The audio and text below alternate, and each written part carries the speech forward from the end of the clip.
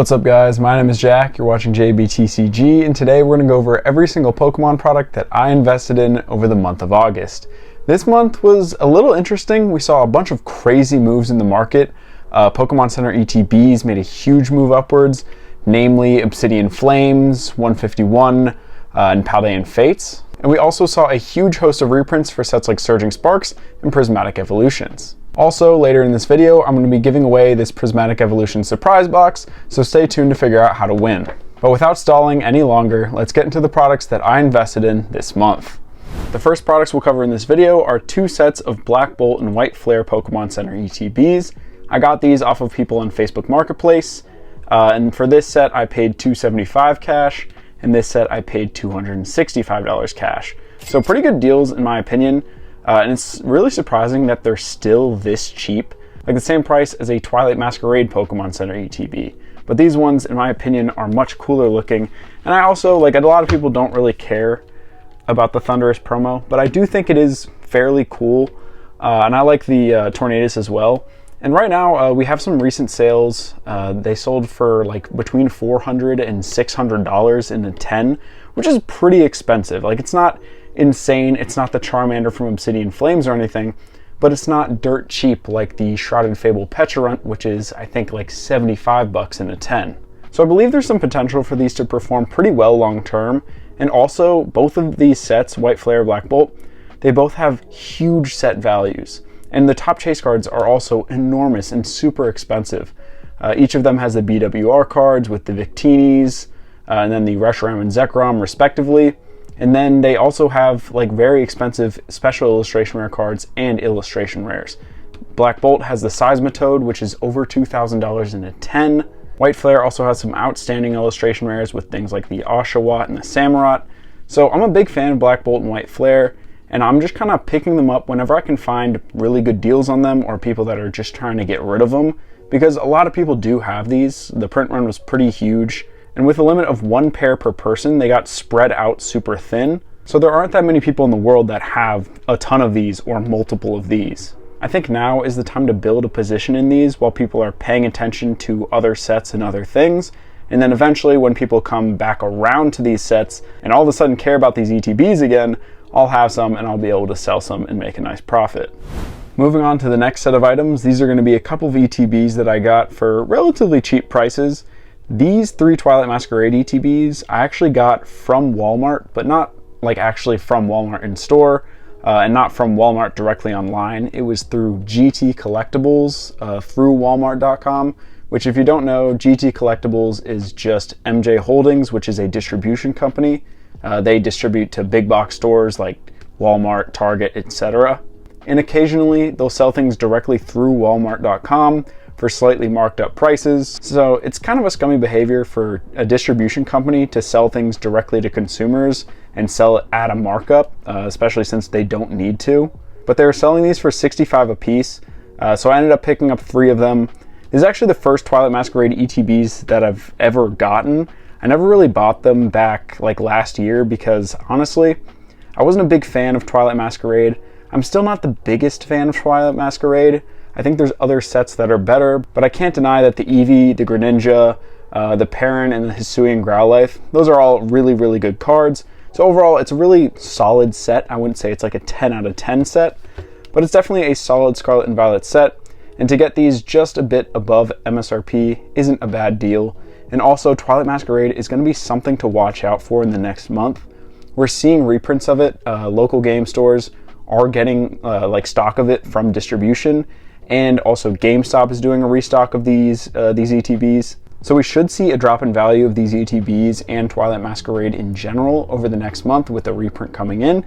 And I think that'll be a great time to buy. So next month, definitely focusing on Twilight Masquerade, or at least paying attention to it. This past month, I was mainly paying attention to Surging Sparks. This is just one ETB that I got off of somebody on Facebook Marketplace. It was for $65, which not a bad price at all. That's slightly below current market, which I think is like $70 to $73 per ETB, which also, side note, is incredibly cheap. Surging Sparks is a really, really good set, and for its market value to be that low, I think it's an absolute steal, and I'm picking it up wherever I can. So $260 total for the lot of 4, and we'll talk a little bit about Surging Sparks with my next item. So this is the Surging Sparks Costco 2-pack bundle. It comes with an ETB and a booster bundle. And if you're curious, no, I did not get these from Costco. I missed out on the online drops, and it still hasn't come yet to me in person. So maybe I'll actually be able to get a bundle in person, but I probably won't. I've just bought them off Facebook Marketplace. And honestly, I feel like other people should have a chance to get these in person rather than just me, because I already have several of these. But mainly I've been buying them off of Facebook Marketplace. In total, I've bought 5 of these bundles. I'll show a little picture on the screen. They just won't all fit on my desk here. But I bought 5 of the bundles. In total, my average cost per bundle is I think $92.50. I bought a couple off Facebook Marketplace for 90 bucks a piece, some for 95. I think one I got for 100. So all in all, it averages out to around $92.50, which I think is an absolute steal. Market on these right now is right around $102 to $105. It's fluctuating a little bit, but there's so many of these out there. And because a lot of people are just buying them from Costco and flipping them, you can get really, really good deals on them. And yes, you are paying scalpers for these and in turn supporting those scalpers, but the deal that you're getting is basically MSRP. And 3 months ago, the Surging Sparks ETB was like $110 alone, and the booster bundle was like 45 to 50 bucks. So to get both of those, which was 3 months ago $150 in value, for 100 bucks, to me that is an absolute steal. I think right now in the Pokemon market, this is the easiest and smartest play to make, just because Surging Sparks, it's a pretty solid set. It's not a top tier set. It doesn't have a $700 chase card. It doesn't have the Moonbryon, but it does have a consistent set of chase cards. You have the Pikachu, you have the Latias, you have the Melodic, which is an absolutely beautiful card. You have the Hydreigon. You even have that Golden Pikachu, which actually still fetches a pretty good premium. And then there's also still a bunch of great illustration rares in this set. It's overall super well rounded, and on top of that, the Magneton promo that you get inside is awesome. This is definitely one of my favorite promos that we've gotten, and it's also a Shinji Kanda artwork, which to a lot of people means it's worth a ton of money. So eventually, I think once supply of these ETBs dries up, we'll see this promo card start to move upwards in price. Maybe not like a ton. I'm not saying it's going to double in price, but maybe it moves up 20-30% in value. And then after we stop seeing reprints of these ETBs, I could see them move north again and break their all-time highs. So in total, I think I spent around $550 to $555 on the set of 5 bundles. I do intend to continue picking these up as we move into next month. Whenever I can find them under $100, I'm definitely going to pull the trigger. I think these are an absolute clear buy, but that's enough talking about these. That's enough yammering about Surging Sparks. We're actually going to move into some graded cards that I picked up this month, which is a little interesting because I don't normally pick up that many graded cards. So the first graded card that I picked up this month was the Leafeon V-Star from Crown Zenith. This is one of my favorite cards, one of my favorite evolution cards, and I think it blows the Leafeon V that we got from Evolving Skies out of the water. And this one is significantly cheaper as well. The Glaceon V-Star also comes from Crown Zenith, and they make a little set of 2 of the Sinnoh evolutions. This one, market on this right now is right around $120-ish. I personally paid $100. A guy on Facebook Marketplace was just looking to get out of the Pokemon hobby, get rid of some stuff, and he had this one up for sale. I offered $100, and that was it. I think honestly, most of the cards from Crown Zenith are still underrated and undervalued. There are such amazing cards in that set that you can get for an absolute bargain. Some that come to mind are the Darkrai V-Star, which is valued at like 30 bucks. The Raikou V-Star, honestly the whole set, the Raikou, Suicune, and Entei, all of them are fairly cheap and have amazing artwork as well. Not to mention the amazing gold cards that are also in this set, and the Giratina, which is one of my favorite cards of all time. But moving on to our next card, this is going to be the Giratina V-Star from Crown Zenith, and this is just the PSA 9. So this isn't the crazy expensive PSA 10, this is just the PSA 9. This one is valued at right around $170-ish right now. This one I got for right around $150. I got it earlier in the month before these ticked up a little bit. So I would be on watch for Crown Zenith cards. I do think they're going to make a move upwards, and we're already seeing a little bit of momentum. especially with the higher end cards like the Mewtwo V-Star, the Giratina V-Star, and the Arceus V-Star.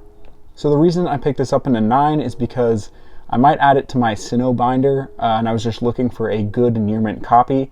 And right now, you can get a PSA 9 for the same price as a near mint copy, so I figured I might as well get one in a PSA 9 if I decide not to crack it, rather than actually just buying a random near mint copy, which might have some random damage to it that I can't see in the eBay listing.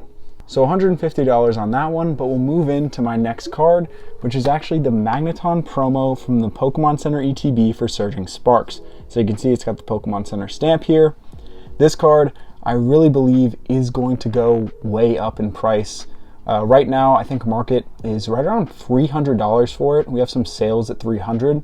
I personally picked this one up for $250 flat. I think this card has a lot of potential to move way upwards in the future, being a Shinji Kondo artwork, where most of their other PSA 10s are in the $1,000 to $3,000 price range. I think the Seismitoad is like $2,000 to $2,400. The Magikarp is like $1,800 in a 10, and the Giratina V Alt Art is like $2,000-ish as well in a 10.